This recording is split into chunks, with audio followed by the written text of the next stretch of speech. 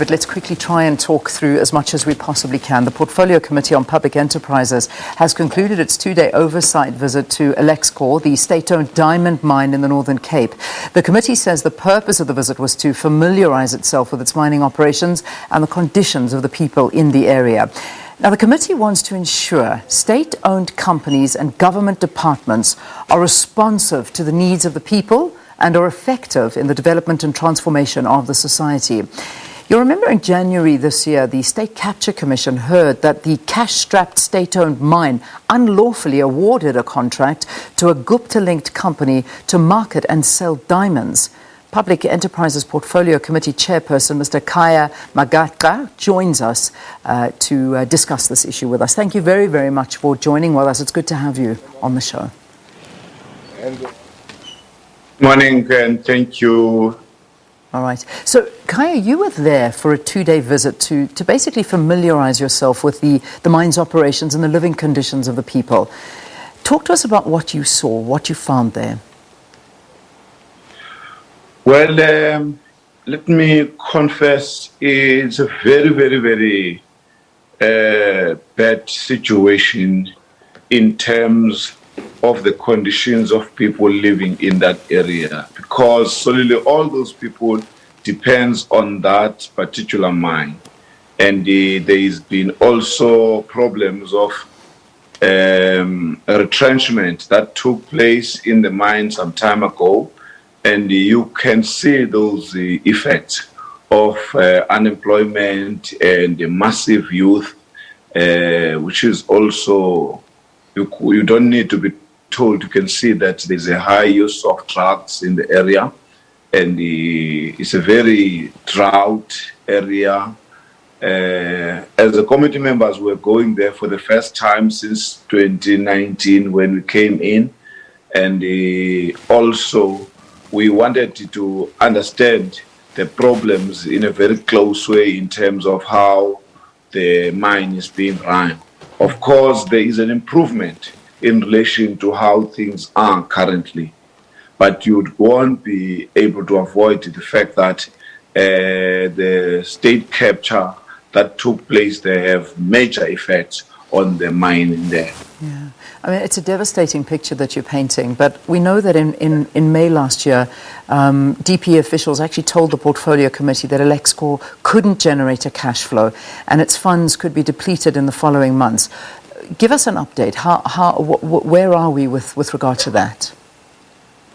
Well, currently, yes, the mine is technically insolvent, if I can use those languages. But there is some kind of improvement in the sense that it's not depending on fiscus for itself to pay the staff and improve the situation. I think the fact is that the administrator which was put there did try to put things into their place and try to improve the situation to avoid the total collapse of the entity. And now they are still trying to make it more operational and efficient. That's why there was some retrenchment that took place, and that's why there is a bit of improvement. I think the administration have done a lot of work. What is still left is that the deed of settlement, which was signed, is still not executed because they are busy trying to collect the people who are actually supposed to be beneficial of the monies that are still there not being used, such as the 45 million rand, which its purpose was to pay those people who are the beneficiaries of that place. Yeah. You know, the Zondo Commission heard in January that Alexkor was actually redirected from a diamond mine to coal mining in Mpumalanga to supply Eskom, which would then, in effect, benefit the Guptas. What is your understanding of what actually happened? Well, I don't want to get into the details of the nature of the corruption that is there, because it's still being engaged at the Zondo Commission level. and there are still people that we are still pushing for their arrest who are involved in wrongdoing there. Therefore, to us, we have been legal advised to allow the situations to take place so that we don't find a situation where people will be claiming to have been done ABC. Therefore, we want to allow that process to go without any disturbance, any technical mistake we commit, it might jeopardize the situation. But the reality of the situation is you are correct that certainly officials were involved with the Guptas in squandering and create a situation very difficult for that entity to operate. Yeah. You know, the awarding of the company, as told to the Commission, went directly against what you say the government is doing. I mean, it undermined economic development efforts in the Northern Cape community because the initial agreements with the communities were not stuck to. Instead, funds were completely redirected.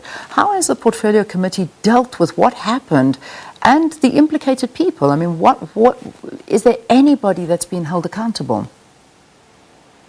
Yes, there are people who are choosing to testify at the Zondo Commission, including the previous CEO that is already fired, and a number of some of those officials that were implicated, that are being implicated in the wrongdoing. As a committee, we, with the help of the current administration, which of course is the administration that is trying to clean the mess created by the previous administration. We are working hand in hand in order to make the point that any person that is implicated has to be arrested. And of course, in relation to the community, we have met with some of the members of the community. We have also met with the contractors that some of them were part of the whistleblowers, and they've put the situation in front of us as it is, and we agreed with them that we will make the point that all those individuals goes there to the Zondo Commission in order to be held accountable, including being arrested by NPA. Yeah. You know, with all due respect, I mean, this has been going on for a very, very long time. I mean, this dates back to between 2010 and 2014, during Malusi Gigaba's time as the DPE minister. And we're still waiting on the Zondo Commission. We're still waiting for somebody to be held accountable.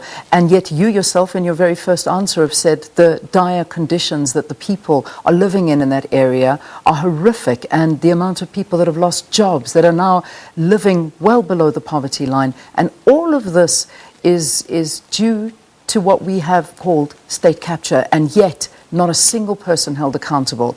Is appearing before the Zondo Commission enough? Do you not have enough evidence that these individuals can be taken to task and actually be held liable for what has actually happened in a court of law? Well, our responsibility as the Parliament or Portfolio Committee is to do our oversight and assist where we can in terms of working closely with the entity in order to expose and deal with. But the actual arrest depends on the legal processes that are still stuck at both the NPA and the Zondo Commission, which is also a lot of people from not only this entity, almost all our entities, 7 are Zondo Commission. Yeah, yeah. So it's very difficult to that kind of a push. Yeah. Because, by the way, we seem to be losing your sound quite a bit there, but I'm gonna hope that you can hear me. We're losing your sound quite badly, but I just want to end this, and unfortunately, I mean, there's so much more I need to ask you, but our time is very constrained. I mean, Alexkor is just one horrifying story of how things went grotesquely wrong in the country's state-owned entities under the watch of government institutions of governance and oversight like Parliament. I mean, we've heard from numerous people, Dikeledi, Magaxa, and as well as Vincent Smith, basically saying that these portfolio committees are just not effective. What is your view as current chair? Because it is unfair to pay for the people to foot the bill of salaries of public officials earning millions, when by your own and their own admission, they can't effectively do the job and are really just an oversight committee. We need to hold people to account. What is your response to that?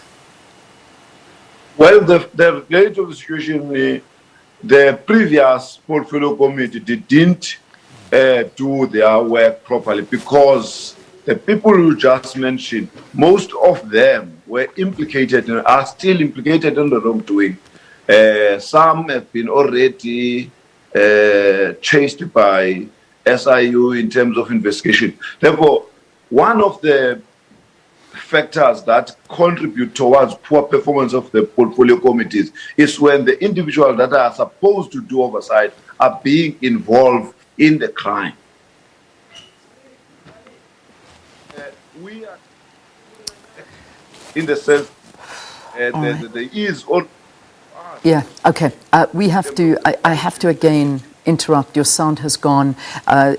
We're going to have to, Chairperson, if it's okay with you, we will get hold of you again. We need to revisit this interview. I think it's a very important interview, and we're losing so much because A, of the time constraints, and B, most importantly, the sound is just constantly breaking on this. So we're going to have to end this here, and we'll pick it up again. These are important answers that we need when it comes to SOEs. So that was the Public Enterprises Portfolio Committee Chairperson, Mr.